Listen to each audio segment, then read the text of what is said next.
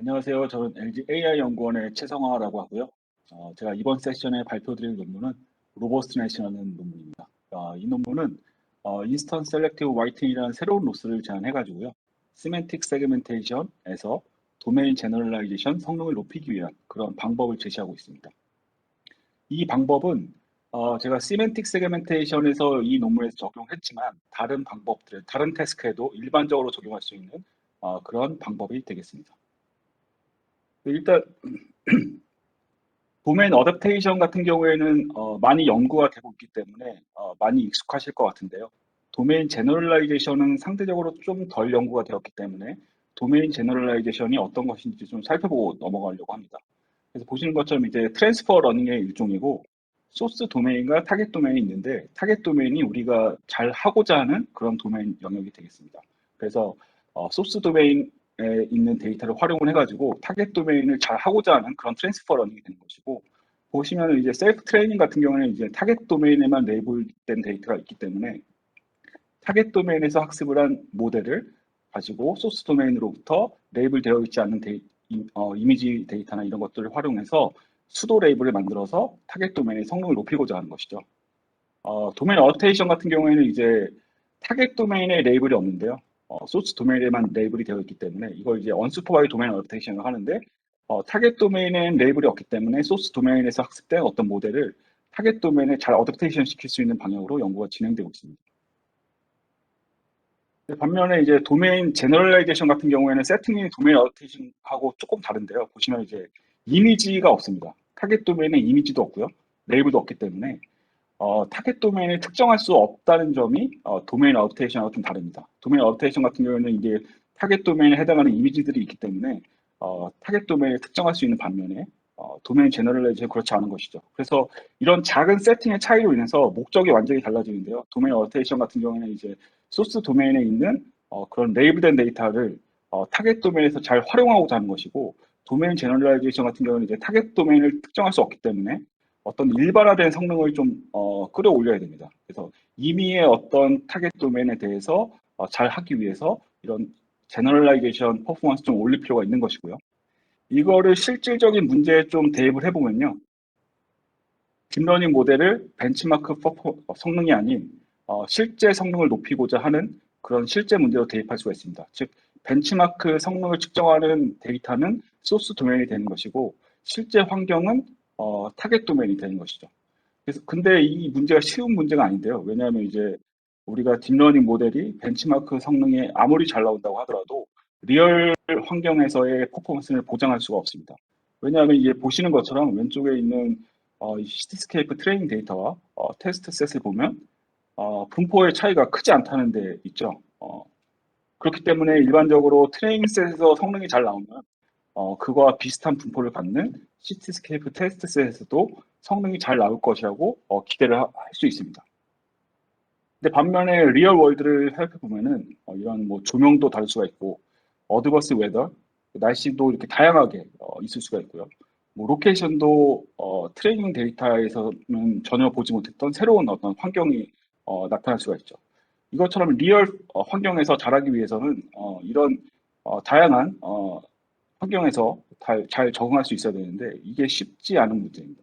근데 이런 문제를 해결하려면 어떻게 해야 될까요? 가장 먼저 드는 생각은 가능한 많은 데이터를 확보하는 것이 될 수가 있습니다. 하지만 이거는 좀 되게 어려운 문제인데 왜냐하면 이게 많은 데이터를 확보하기 위한 그런 비용적인 측면을 무시한다고 하더라도 이런 조명과 날씨 그리고 로케이션뿐만 아니라 다양한 상황들에 대한 조합까지 생각을 해본다면 이런 모든 데이터를 모으는 건 사실상 불가능합니다. 그래서 어떤 새로운 방법이 좀 필요할 수가 있는데요. 방법에 대해서 말씀드리기 전에 일단 세그멘테이션 결과에 대해서 좀 살펴보도록 하겠습니다. 보시는 것처럼 이제 왼쪽에 있는 게 아워스, 언신 도메인에 해당하는 이미지들, 그리고 베이스라인 이런 식으로 좀 비교를 하고 있는데요. 베이스라인 같은 경우는 이제 도메인 제너럴라이제이션을 고려하지 않았기 때문에 이런 언신 도메인에 해당하는 이미지가 들어오면은 세그멘테이션 결과가 완전히 실패하는 것을 볼 수가 있습니다.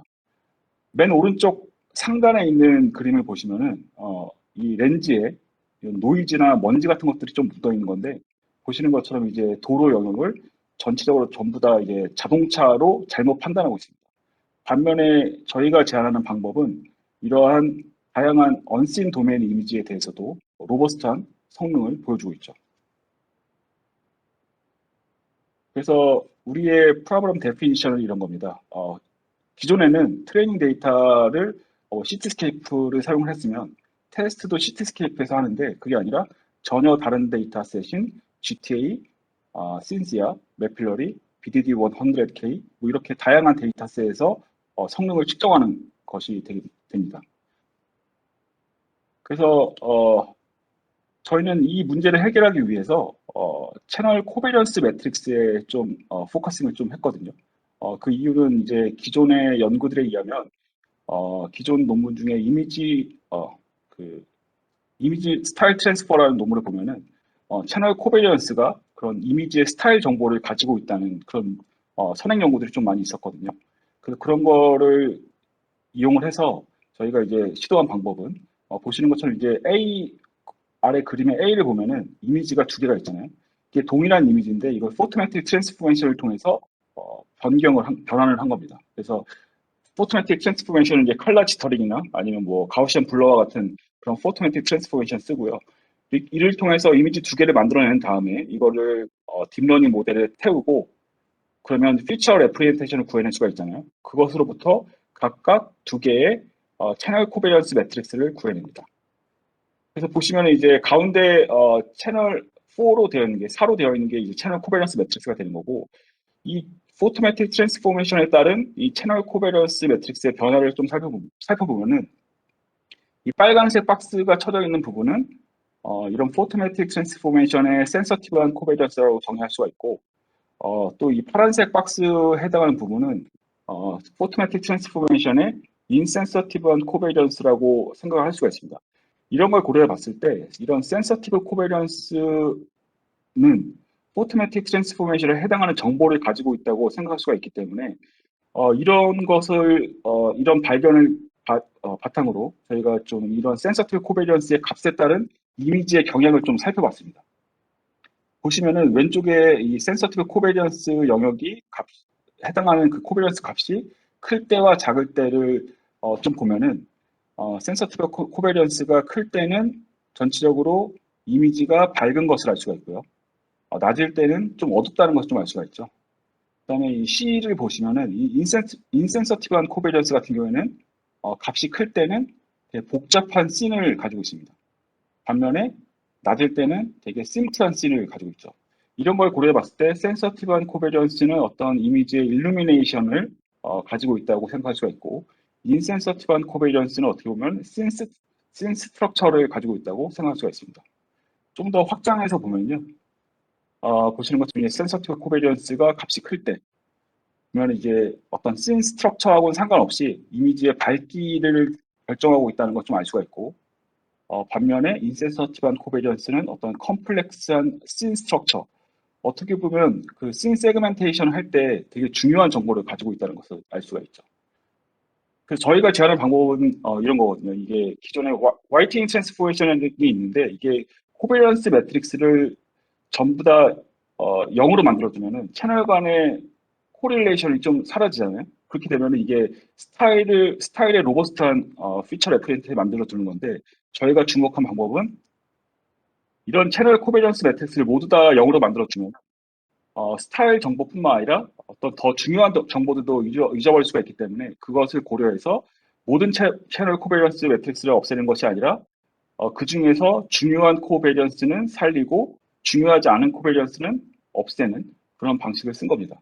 그래서 아까 설명드린 대로 이 보시면 이제 A 마지막에 보시면 V라는 매트릭스가 있는데 이게 채널 코베리언스 매트릭스의 분산 매트릭스가 되는 것이고 이것을 K-민스 클러스터링을 통해서 이런 인센서티브한 코베리언스, 센서티브한 코베리언스 그 두 가지로 나눕니다.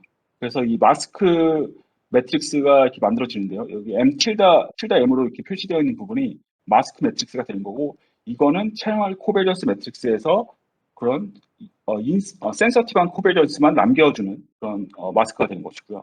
그 마스크를 거치고 나면 이제 센서티브한 코베리언스 영역이 남는 것이고, 그것을 0과 같아지게 해주는 에런 로스를 통해서 인스턴트 셀렉티브 화이팅 로스가 제한되게 됩니다.